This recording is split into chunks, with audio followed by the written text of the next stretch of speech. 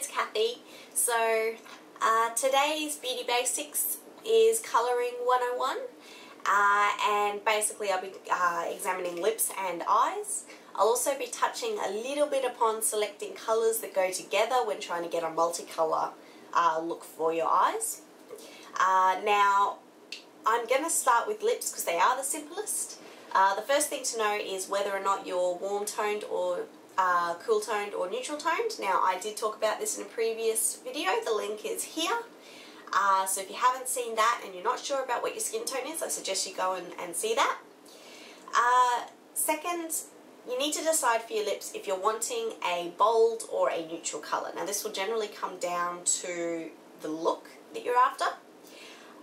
For example, if you have really out there bold eyes, you're probably not going to want really bold lips because then it's going to be too much and people are just going to go, whoa, I'm blinded. So yeah, a little bit of toning down on the lips is probably a good idea if you've got like heavy black eyeliner. But on the other hand, if you've got a very neutral set of eyes, you may want those really bold red lips.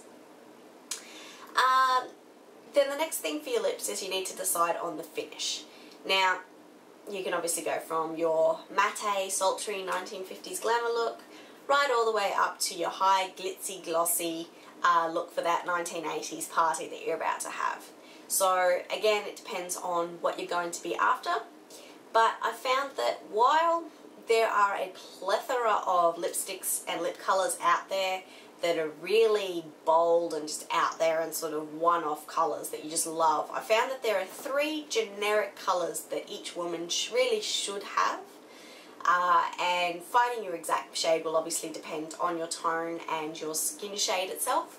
But they're just basically generic colours. The first is a brown, which you probably should have a light and a dark for either bold or neutral colours. But basically this one will go with pretty well everything. You can get the cool tones, which is sort of your taupe purple browns, and then you get your warm tones, which has the red undertone. So that one is probably the most critical to have, is always have a good basic brown lipstick. The next one is a good basic pink lipstick. And again, you can get what I call a neutral lipstick, which will have a peach in it, which makes it able to be worn by both cool tones because it is a pink, but also warm tones because the peach just warms it up ever so slightly and it sets off the skin really nicely. These ones are fantastic, particularly if you've got really bold eyes. A light nude peach pink lipstick will just set it off perfectly. It's all you need. It is beautiful. And then the third one is, of course, the reds. Now, everybody knows there has got to be a red out there for everybody. Everybody says this. Well, it is true. And if you're warm toned, a coral red is probably the best way to go. And if you're cool toned, then a blue red is the way to go. But finding the right shade can be almost impossible. I had spent years looking for one and had no luck. I only found my right red shade about a month ago. So you don't need to tell me, oh, I can't find my red. I completely understand. But persistence, bravery and an open mind do pay off, and if you just keep an eye out, you will eventually find a red that works. And when you do, buy 2. It'll save you a lot of heartache in the long run, or else write down what it is so that when you run out, you can go and find it again. That pretty well does the lips. At the end of the day, the colour that you're going to choose is going to come down to your own personal preference and what's going on with the rest of your face. Just keep in mind your colouring, your undertones, and what's going on with your eyes, because you don't want to counteract them too much. Which brings us to eyes. So obviously you know what your eye colour is, which is probably the first place you're going to start looking. But just knowing your eye colour doesn't necessarily mean you automatically know what colours you can wear over your eyes. Trial and error can be okay. The problem is if you get it really wrong, you're going to have people looking at you funny. So the way that I'm going to be describing is my foolproof way to make sure I'm getting colours that work okay with me, and what you can get away with. So I present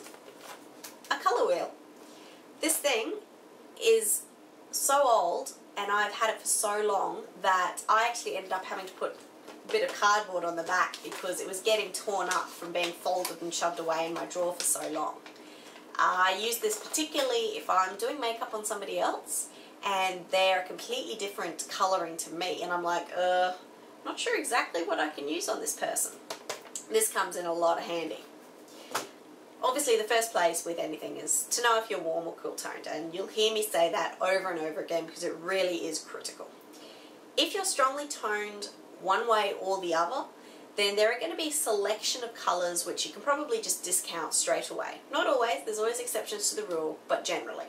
So if you are warm toned, then you can probably just get rid of most of the blues, particularly true blues. And if you're cool toned, you can get rid of pretty well all the reds and oranges. And the reason is, if you're going to wear reds and oranges on a cool tone, you're going to look tired and sore. And if you wear blues on an orange tone, you're going to look, I always call it funky. It stands out too much and it just doesn't match. So once you've decided generically what colours probably aren't going to work on you, you now have the rest of the palette to say, okay, what will work on me? And so this is where the colour wheel comes in handy. And the reason why it comes in handy is it is all about colour theory, which is all about across a wheel. Basically, whatever colour is directly opposite where your eye colour is, that colour will work on your eyelid.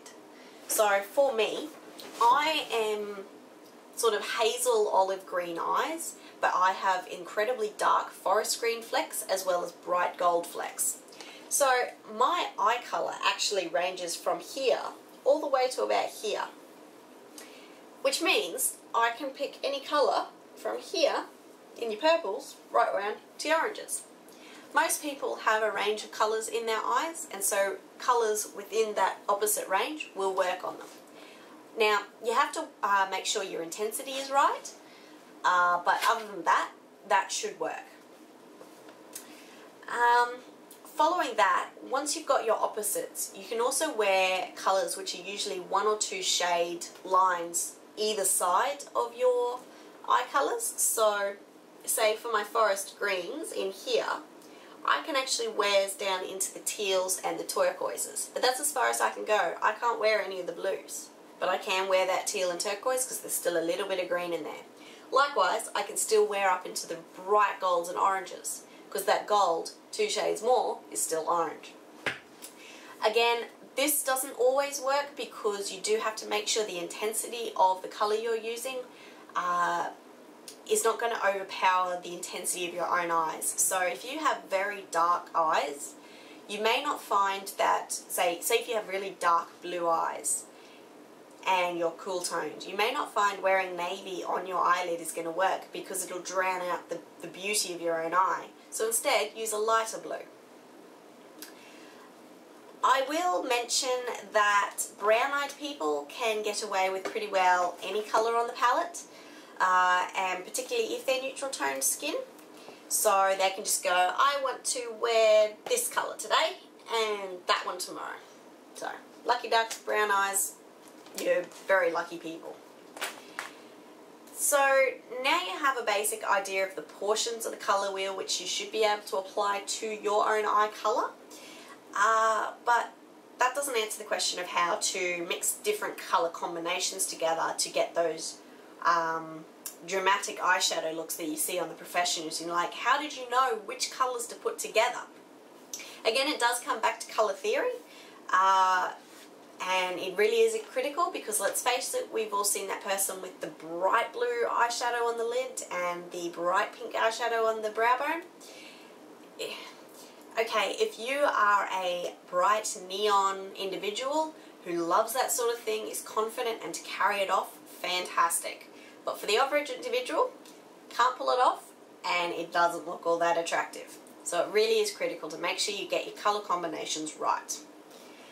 So if you're wanting a definite contrast in colour, so 2 colours which are completely different, then again, colour theory, opposites attract.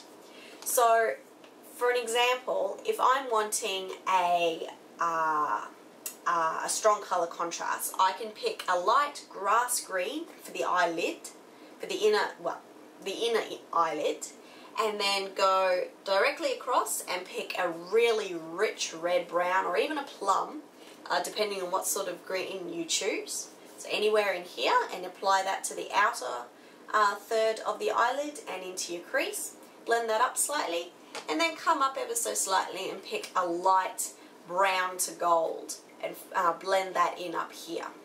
Again, if you're going to use a plum, it probably isn't a good idea to choose a gold to blend up because you've jumped more than 2 lines. However, if you've used a red-brown as your crease shadow, then the light gold would work well.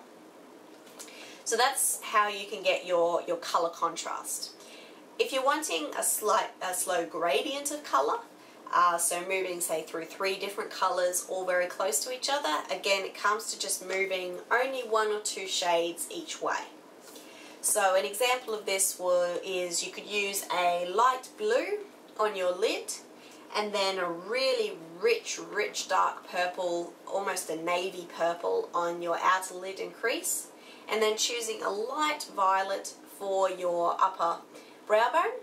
The reason why I'd want a light violet up there instead of a dark is if you've got dark on your crease and then dark up here, it's going to be very overpowering. Some people can pull it off. I'm definitely not one of them. If I've got dark on my crease, I do not want to put dark up here. If you are one of those people that can wear it, fantastic, but it's not one that I would necessarily recommend for a day look. So I hope that gives you a basic understanding of colour selection, colour blending, as well as how it works with your own tones for both your eyes and your lips. This concludes the 101 segment for my beauty basics. I'm now going to be going on to actually doing some of the makeup, so showing you approaches, tips, etc. like that. So the first one will be starting with eyeshadows and blending, since that one is probably the most funnest. You get to play with lots of colours and powders, which is always fun.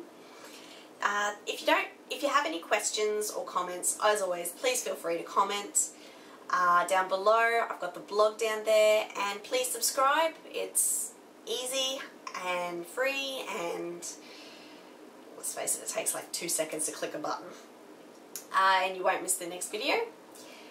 And yes, until next time, I hope this has been informative for you, and yeah, can't wait. Catch ya!